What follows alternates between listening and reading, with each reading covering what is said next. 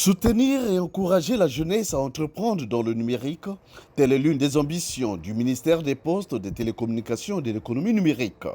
Le 27 juin 2020, lors de la célébration de la troisième édition de la Journée internationale des micro, petites et moyennes entreprises, devant un échantillon représentatif dans la salle de conférence de la Chambre de commerce et d'industrie de Brazzaville, le ministre Léon-Juste Ibombo a rassuré la jeunesse sur l'engagement du gouvernement, précisément de son département ministériel, de l'offrir des opportunités de créativité et d'innovation technologique pour relever les défis du développement du pays. Chers jeunes, c'est ici l'occasion de rappeler la vision du chef de l'État en la matière, à savoir arrimer le Congo au développement de l'économie numérique. Le développement continu des technologies de l'information et de la communication vers des services et des applications plus sophistiquées a pour moteur le dynamisme de l'écosystème du numérique au rang desquels figurent les startups.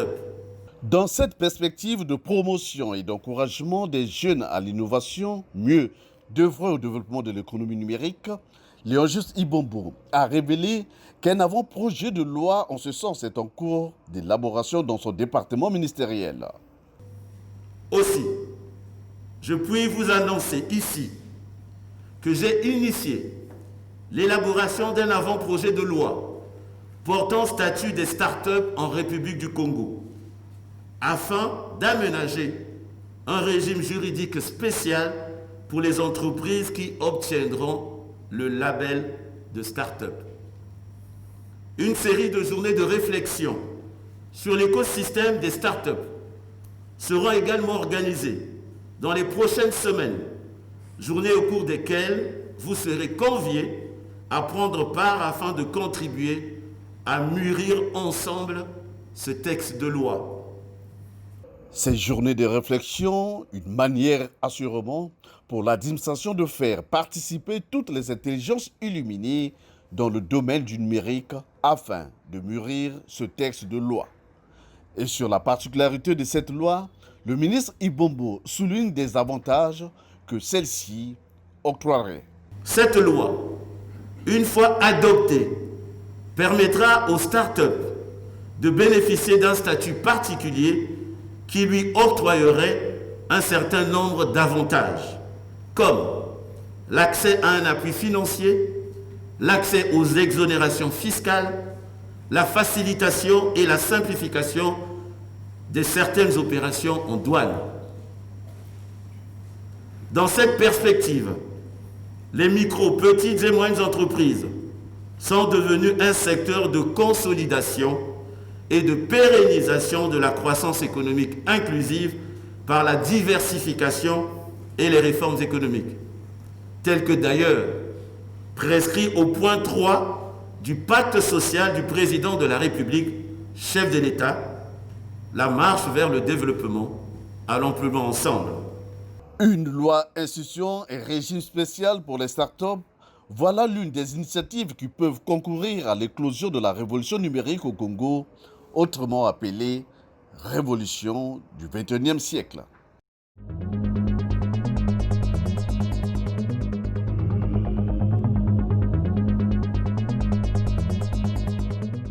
La République du Congo, à travers la deuxième phase du projet Central African Backbone, dit projet CAB, bénéficiant de l'appui financier de la Banque africaine de développement grâce aux efforts du ministre des Postes, des Télécommunications et de l'économie numérique, Léon-Juste Ibombo, va contribuer à l'intégration numérique sous-régionale. À l'issue des appels d'offres internationaux lancés par le ministère des Postes, des Télécommunications et de l'économie numérique en 2018, deux entreprises ont remporté le marché. Les sociétés chinoises CCSI pour la construction en génie civil et Huawei pour la fourniture et l'installation des équipements. C'est ainsi que du 25 juin au 2 juillet 2020, l'unité de coordination du projet CAB, conduite par Michel Ngakala, coordonnateur par intérim de ce projet, a effectué une mission de travail dans le département de la Songa. À peine arrivé à Ouesso, une réunion de travail entre les différentes entités impliquées dans ce projet a permis d'évaluer le niveau d'avancement des travaux de construction du réseau à fibre optique qui reliera la République du Congo, le Cameroun et la Centrafrique. Le but de la réunion était multiple. Le premier but, c'est qu'on a fait une phase test de 2 km d'ouverture de tranchées. En gros, cette phase test permet au projet CAB d'avoir une idée exacte de comment sera posé le PHD et la fibre sur tout le tronçon du réseau entre Ouesso jusqu'à la frontière de Ntam. Donc la réunion, c'était pour faire un peu le bilan sur ces 2 km. Déterminé à ne rien laisser au hasard, car la confiance n'exclut pas le contrôle, l'unité de coordination du projet CAB a visité la phase pilote du réseau à fibre optique qui s'étend sur 2 km avant de visiter les sites abritant les centres techniques de ce projet implantés à Ouesso et dans les villages Paris et Biessi. Ceci dans le but de se rassurer de la qualité des travaux déjà réalisés. Le remblage n'est pas encore totalement achevé. Donc il faut que le remblage soit totalement achevé sur 2 km pour dire que la phase pilote a été validée. Mais sinon, pour le travail, il est fait selon les normes. On a un contrôleur qui veille à la bonne exécution des travaux. Et le contrôleur, c'est MG Télécom. Donc oui, je pense que les 2 km seront validés. Vu comment ça s'est passé jusqu'à présent, ça sera validé. Et d'ici, je pense que la semaine prochaine, les travaux pourront se poursuivre sur le reste du tronçon. La société Globotech, en sa qualité de contrôleur, n'a pas hésité à donner son point de vue. La problématique serait d'interconnecter tous ces sites par un réseau fibre optique. Alors jusqu'ici, tous les sites sont conçus déjà à une valeur de 90-95%. Déjà complètement terminé. Il reste juste des petits réglages au niveau de l'électricité et des équipements actifs pour l'interco avec le système solaire. Et le plus grand boulot sera d'implanter la fibre en souterrain avec toutes les qualités requises pour que nous puissions maintenant communiquer à partir des Biessi jusqu'à Ouesso et Ntam. De façon générale, le travail est satisfaisant déjà. Nous apprécions la perspicacité et la rapidité des sous-traitants en charge, CCS et Huawei, par rapport à leur technicité et surtout leur aptitude à régler des grands projets. Et nous les accompagnons aussi dans leurs travaux pour que les choses se fassent selon les exigences de la République du Congo en matière de télécommunications. Après Ouesso, Paris et Biessi, l'unité de coordination du projet CAB a visité les centres techniques de relais et de transmission implantés à Sembe, Soanké et Ntam. Ce que nous avons constaté sur le terrain, c'est que les 6 centres techniques, communément appelés shelters, ont été construits dans les règles de l'art et conformément au cahier de charge. Il reste certainement 2 sites à finaliser, mais sinon dans l'ensemble, je pense que tout a été fait. Donc il ne reste plus qu'à faire passer la fibre optique pour relier tous ces centres techniques. Le représentant de la société Huawei donne une garantie sur la qualité de ces équipements. Nous avons eu à installer les équipements de la dernière génération en termes de transmission en fibre optique pour les grands projets en backbone. Donc nous avons installé les OSN 9800 qui peuvent parcourir des longs kilomètres.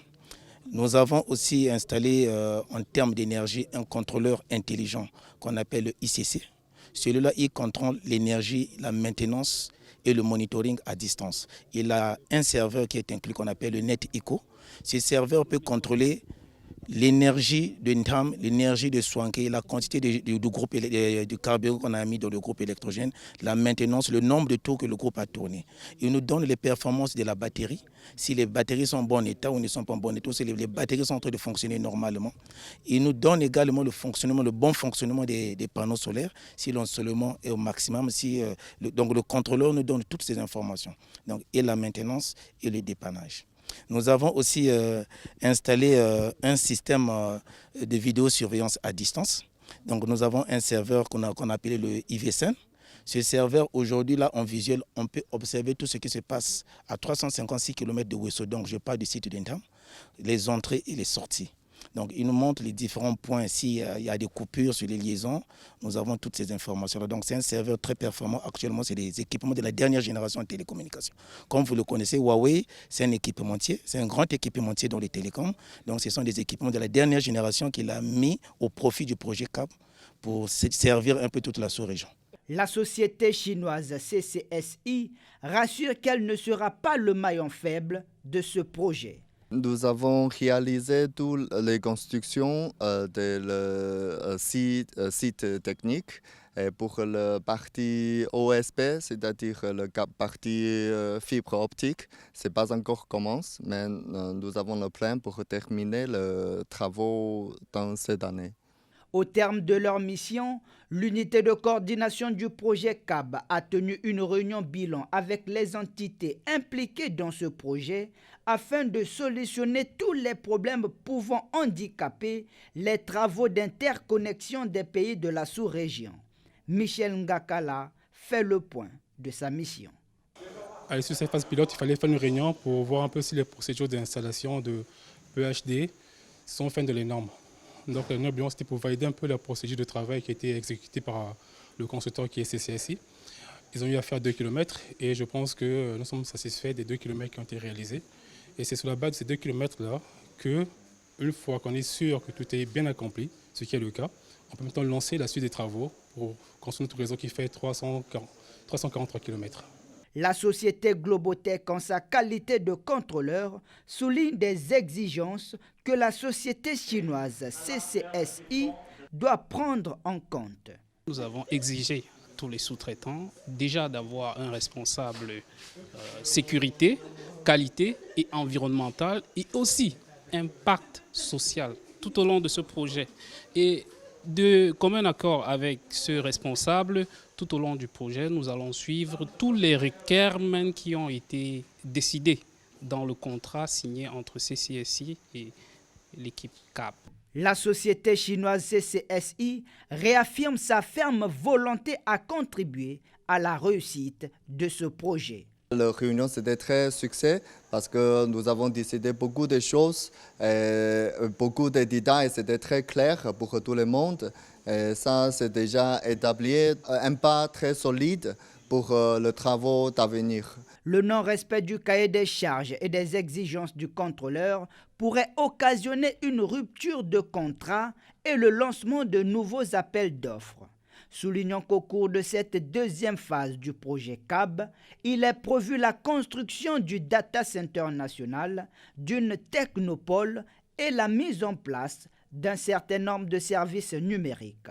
La réalisation de ce projet CAB, grâce au financement de la Banque africaine de développement, contribuera aussi à la diversification de l'économie congolaise. La cérémonie de lancement officiel des travaux de construction du réseau à fibre optique reliant le Congo, le Cameroun et le Gabon pourrait se faire en août 2020.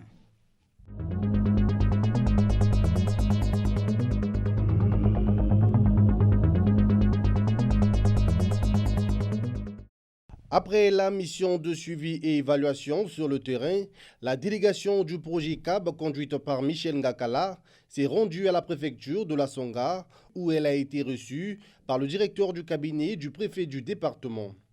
Cette présentation des civilités s'est transformée en une séance de travail, au cours de laquelle ils ont passé au peigne fin les questions des préparatifs de la cérémonie officielle, du lancement des travaux de la construction du réseau, la possibilité de l'octroi d'un permis d'occuper pour l'implantation des sites techniques du district de Kabo et Pokola.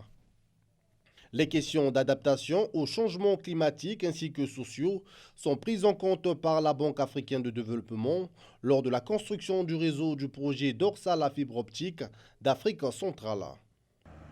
C'est ainsi que le tronçon de la route sous-régionale Ouesso-Ketam a été identifié pour la pose de la fibre optique afin de relier le Congo et le Cameroun. C'est pourquoi, dans le cadre du plan de gestion environnementale et sociale, en vue de régler tous les différends qui pourraient exister entre le maître d'ouvrage et les populations riveraines, un dispositif de règlement de conflit a été mis en place par la BADA. Ce projet de gestion environnementale et sociale consiste à indemniser les populations riveraines en cas de dommages causés sous l'emprise de la route pendant la construction du dit réseau. C'est dans cette optique que le coordonnateur national par intérim du projet CAB et sa suite ont eu des entretiens ce même jour avec les directeurs départementaux de certains départements ministériels clés liés aux travaux. Le but de cette réunion était d'approfondir le partenariat entre le ministère des Postes, des Télécommunications et de l'Économie numérique via le projet CAB avec ces ministères précités, ce pour la mise en place d'un comité de gestion des plaintes des ouvriers sur les chantiers et des populations riveraines. Bon, en fait, il s'agit du prolongement des séances de travail que nous avons commencé depuis avec les responsables du projet CAB. Parce que depuis le lancement du projet d'interconnexion entre le Cameroun et la Centrafrique, le projet CAB, puisque nous sommes comme des partenaires, les directeurs départementaux, et toutefois qu'ils viennent ici, nous avons des séances de travail. Aujourd'hui, il s'agit de regarder quelles sont les différentes plaintes qui pouvaient surgir à l'issue des travaux qui pourront passer pour là où passera le câble de la fibre optique. Et il s'agit également de projeter la mise en place d'un comité chargé de la gestion des plaintes ou des contentieux qui pouvaient surgir à l'issue des travaux. Dans le cadre du plan de gestion environnementale et sociale, en vue de régler tous les différends qui pourraient exister entre le maître d'ouvrage et les populations riveraines, un dispositif de règlement de conflits a été mis en place par l'ABAD. C'est ainsi que lors de cette mission, il y a eu dédommagement des dégâts causés par la société CCSI lorsqu'elle érigeait le shelter du village Paris. Les ouvriers de cette société avaient détruit les orangers et les manguiers sauvages d'un groupe des femmes autochtones. Le CAB était obligé de régler à l'amiable cet accident en payant en espèces ses préjudices conformément au plan de gestion environnementale et sociale. Pourquoi on a remis de l'argent? Ce n'est pas que le projet distribue de l'argent, mais il est dit effectivement, il y a des exigences sociales qui nous recommandent que si une personne est affectée par les travaux, il faut effectivement compenser effectivement le préjudice qu'on aura causé à la personne. Et c'est dans ce cadre-là, effectivement, il y a eu un manquement, les travaux se sont effectués et certains dommages ont été commis et il est bon, effectivement, il revient au projet de dédommager pour effectivement que les personnes qui sont affectés ne soient pas effectivement mécontents des travaux. Tout compte fait, le projet Central African Backbone est un projet à fibre optique en cours de développement. Il vise à relier les pays de la communauté économique et monétaire des États d'Afrique centrale avec le reste du monde par le biais de l'Internet à très haute vitesse. Son objectif est de réduire la fracture numérique, d'utiliser des services régionaux du réseau haut débit et de réduire leurs coûts dans les pays concernés. Les pays concernés par le projet CAB sont le Cameroun, le Tchad et la République centrafricaine qui constituent le projet CAB 1. Le Sao Tomé, quant à lui, forme le projet CAB 2. La République du Congo compose le projet CAB 3. Le Gabon est classé au rang de projet CAB 4 et la République démocratique du Congo est placée à la catégorie du projet CAB 5.